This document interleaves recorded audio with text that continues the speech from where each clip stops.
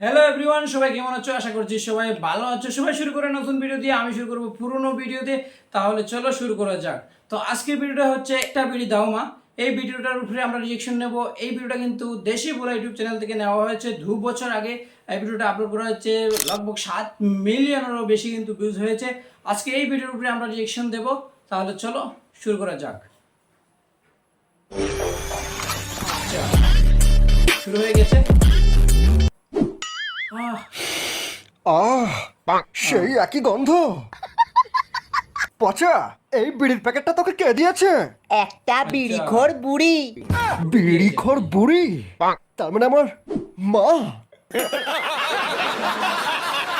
এটা এটা মায়ের হাতের তৈরি বিড়ি।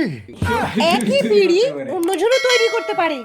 নানন্দা, এই তুমি এই হয়তো পুরো জানো না, বাংলা সিনেমা থেকে আমি collect কতদিন করেছে। পরে এই বিড়িটা খেয়ে পেট ঝেড়ে হয়ে গেছি।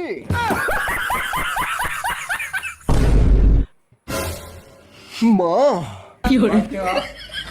খাওয়া নেই কিন্তু বিড়ি খাওয়া চলছে। মা, দারুণ ভাই, দারুণ। তুমি জানো যে আমি তোমার স্পেশাল বিড়ি ছাড়া কিছু খেতে পারি না মা।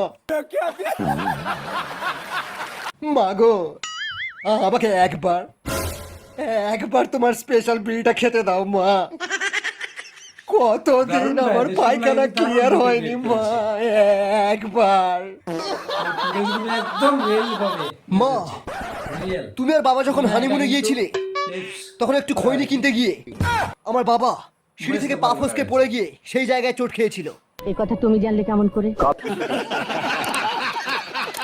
কাল রাতে বাবা আমার স্বপ্নে এসে বলে গেছেন, কি আরো বলে গেছেন, বাবা আমার হওয়ার জন্য পাড়ার সমস্ত বিড়িখোরদেরকে একটা করে শান্তি বিড়ির প্যাকেট কিনে দেওয়ার মানত করেছিলেন।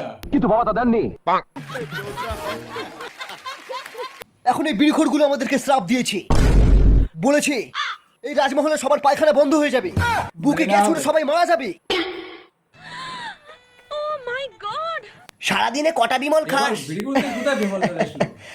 আরে বিমল খেলে মনে হবে পৃথিবীর সব নেশা ছেড়ে দিই। আরে আমি তো হাত দিয়ে যাওয়ার আগেই 10-15 প্যাকেট মেরে দিই। বাবা, আমার বাইকে তেল শেষ হয়ে গেছে। কাল তো 50 টাকা দিলাম। 50 টাকা? থু, শালা 50 টাকা তেল তো রাস্তার জামিতেই শেষ হয়ে যায়। পেট্রোলের দাম অনেক বেড়ে গেছে, তোকে আর বাইকই চালাতে দেবো না। আরে দরকার নেই তোমার বাইকের, আজ থেকে আমি টোটো কিনে চালাবো, নিজের টাকায় বাইক কিনবো। দারুণ ভাই। তো আজকের ভিডিও এখানে শেষ করলাম। তো দেখা হচ্ছে একটা নতুন ভিডিওতে। ততক্ষণ পর্যন্ত ভালো থাকবেন, সুস্থ থাকবেন। জয় হিন্দ।